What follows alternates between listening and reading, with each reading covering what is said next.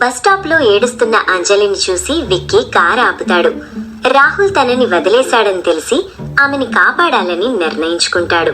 అమ్మా, ఇంత రాత్రి వేళ ఇక్కడ ఒంటరిగా ఏడుస్తూ కూర్చున్నావేంటి? ఏమైంది? మీరెవరు? నన్ను ఒంటరిగా వదిలేయండి. భయపడకు, నేను నీకు సాయం చేయడానికే వచ్చాను. ఈ టైంలో ఇక్కడ ఉండటం అస్సలు సేఫ్ కాదు. నా కార్లో రా, నిన్నొక సురక్షితమైన చోటికి తీసుకెళ్తాను.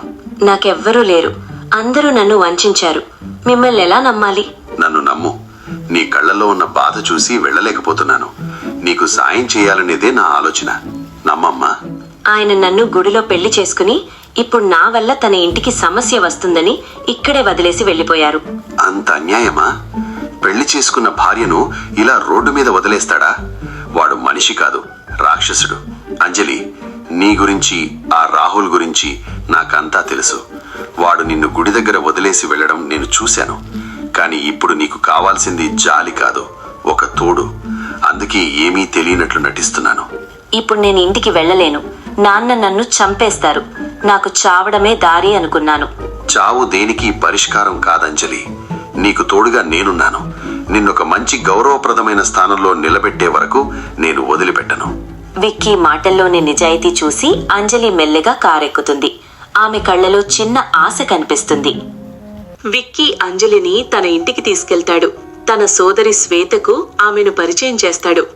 అంజలి, ఇది నా ఇల్లు. ఇక్కడ నువ్వు ధైర్యంగా ఉండొచ్చు. మా అక్క శ్వేత నీకు తోడుగా ఉంటుంది. నీ చదువు గురించి నువ్వు అస్సలు చింతించకు. అంజలి, నువ్వు అస్సలు భయపడకు. అన్నయ్య ఏదైనా చెబితే అది చేసి తీరుతాడు. ఈ రోజు నుండి నేను నీకు తోడుగా ఉంటాను. రేపు ఉదయం మనం ఒక ముఖ్యమైన నిర్ణయం తీసుకోవాలి. ఈ సమాజం నిన్ను తప్పుగా చూడకూడదు అంటే మనం ఒక చిన్న అబద్ధం చెప్పాలి. విక్కీ గారు, మీరు అందరి ముందు అలా ఎందుకు చెప్పారు? నేను మీ భార్యని అని అబద్ధం ఎందుకు ఆడారు? అంజలి, అది అబద్ధం కాదు. నిన్ను రక్షించడానికి నేను తీసుకున్న నిర్ణయం. ఆ క్షణంలో నాకు అంతకంటే మంచి మార్గం కనిపించలేదు. మనం మీ నాన్నగారిని కలిసి మాట్లాడదాం. ఆయనకి నిజం చెప్తే అర్థం చేసుకుంటారు. వద్దు విక్కీ గారు, నాన్న నన్ను ఎప్పుడో వెలివేశారు. ఆయన నన్ను చూడటానికి కూడా ఇష్టపడరు.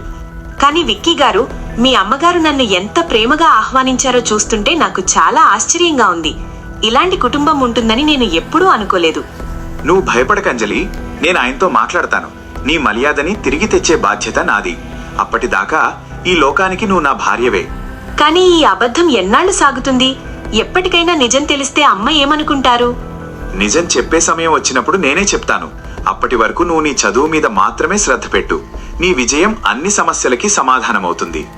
మీరు నా కోసం ఇంత రిస్క్ తీసుకుంటున్నారు. మీ మంచితనానికి నేను నమస్కరిస్తున్నాను. అవునంజలి, మీ అమ్మ గురించి ఎప్పుడు చెప్పలేదు. తను ఎక్కడుంటారు? నాకు అమ్మ లేరమ్మా. నేను చాలా చిన్నప్పుడే తనని కోల్పోయాను. అమ్మ ప్రేమ ఎలా ఉంటుందో నాకు తెలియదు.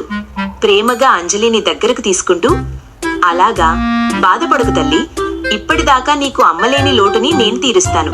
ఈ రోజు నుండి నేను నీకు అమ్మని, నువ్వు నా బిడ్డవి. చూసావా అంజలి, మా అమ్మ నిన్నెంతగా ఇష్టపడిందో. ఇక నీకు ఏ దిగులు వద్దు. నిజంగానే ఇది నా పునర్జన్మ విక్కీ గారు. మీ అందరి నమ్మకాన్ని నేను ఎప్పటికీ వమ్ము చేయను. సుమతి, అంజలి ఒక ఫంక్షన్ కి వెళ్తారు. అక్కడ రాహుల్ బంధువులు కనిపిస్తారు. సుమతి గారు, మీ కోడలు చాలా బాగుంది. కానీ ఈ అమ్మాయి రాహుల్ భార్య కదా? ఆ రోజు గుడిలో పెళ్లి జరిగింది, మేమంతా చూశాం. మరి విక్కీతో ఎలా? ఏంటి, రాహుల్ భార్య? మీరేం మాట్లాడుతున్నారు? అంజలి విక్కీ భార్య? అమ్మా, అది నేను చెప్పేది వినండి. అంటే విక్కీ నన్ను మోసం చేశాడా? నువ్వు రాహుల్ భార్యవా? నా నమ్మకాన్ని పోగొట్టారు కదా.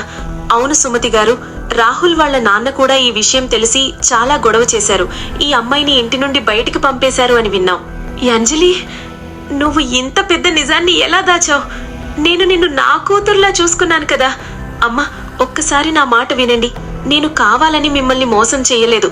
పరిస్థితులు అలా వచ్చాయి. ఇక చాలు, ఇంటికి పద. విక్కీని అడగాలన్న నిజాలు చాలా ఉన్నాయి. నా తల అందరి ముందు వంచేలా చేశారు.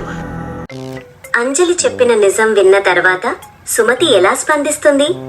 ఆ నిజం వారి జీవితాలను పూర్తిగా మార్చబోతుందా? తెలుసుకోవాలంటే పార్ట్ 3 చూడండి.